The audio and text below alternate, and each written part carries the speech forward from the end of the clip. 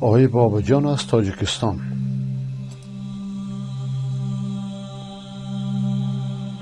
خیلی متشکرم، سلامت باشید.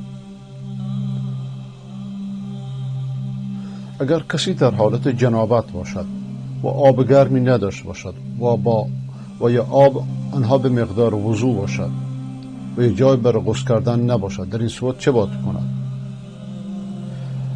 آب گرمی نداشته باشه، اگر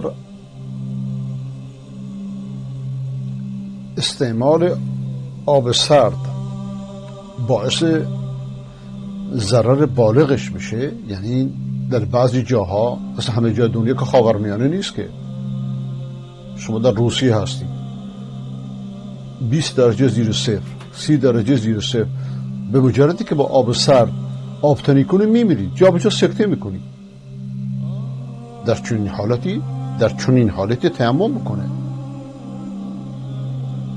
اما اگه آب به مقدار وضو باشه، نه اگه آب مقدار وضو شه بدنشو چرب بکنه با همون آب، یا جایی برای غسل کردن نباشه، نه اینا عذر نیست.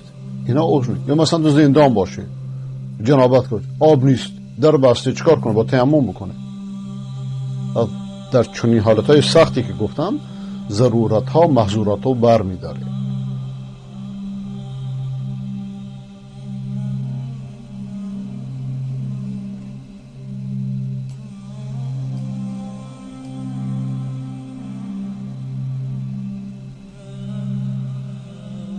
حکم پلیس و استادان مکتب ها که روزهای جمعه در تاجیکستان نزد در مسجد ایستاده میشن و نمیذارن جوانان تا 18 ساله و دانشجویان 18 سال بالا را نمیذارن نماز جمعه را در مسجد بخونن. اینها مرتدانی هستند که همکاری با مرتد میکنن، منع حکم خدا میکنن، صد عن سبیل الله میکنن.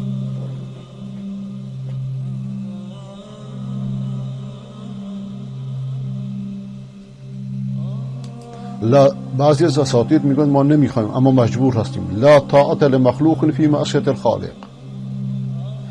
در معصیت خداوند از هیچ مخلوقی نباید پیروی کرد، چون این اجباری پیش خداوند قابل قبول نیست.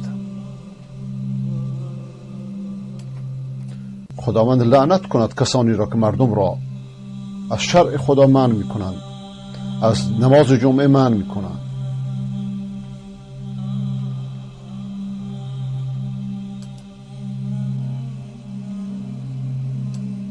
این جنگ با دین خداه.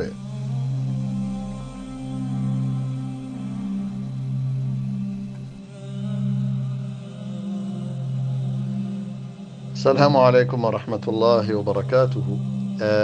اون کسانی که مردم را منع میکنن از نماز و از جمعه، قطعا این کفر است، یعنی یک کفر واضح و روشن است. اما اونی که از روی جهل یا جهلی داشته باشد نسبت به این قضیه، ممکنه عذری داشته باشد، وگرنه هیچ عذری ندارند. شرعا نباید به قول چنین حاکم خبیثی بکنند. مردم تاجیکستان هم باید بلند شوند و این حاکم و نظام فاسد را سرنگون کنند، اما باید همگی هم بلند شوند، نه تعداد کمی بلند شوند و سبب فتنه و بلا شود. باید همه تاجیکستان بلند شوند.